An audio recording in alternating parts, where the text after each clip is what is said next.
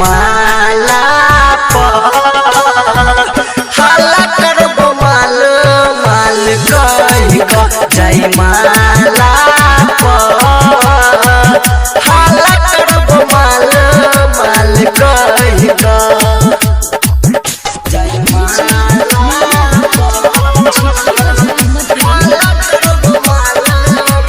Music by Parveen Yadav. सबके बताई देबो लव वाला बात गे घूर के जेतौ छौड़ी तोहर बारात गे सबके बताई देबो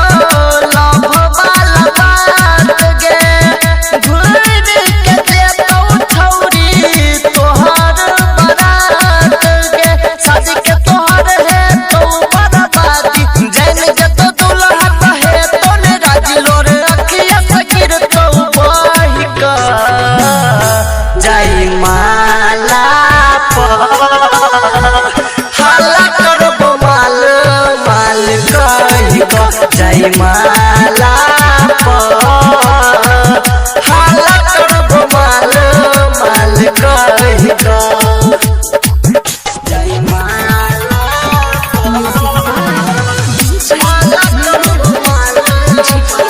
म्यूजिक बाय परवीन यादव। बड़ा पचतै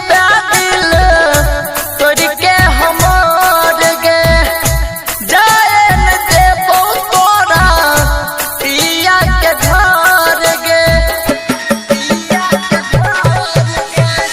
सतेंद्र कहो बात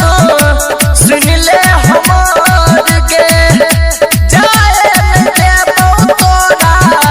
पिया के घर गे लाल तो बदला रे दर्शन सागर गोद तो बतिया सबटा उजागर चले तो बतिया के मोहि का जय माला हाला करबो माल माल कही ग जय माला हाला करबो माल माल कही ग सजनी रिकॉर्डिंग स्टूडियो खुटोना बाजार।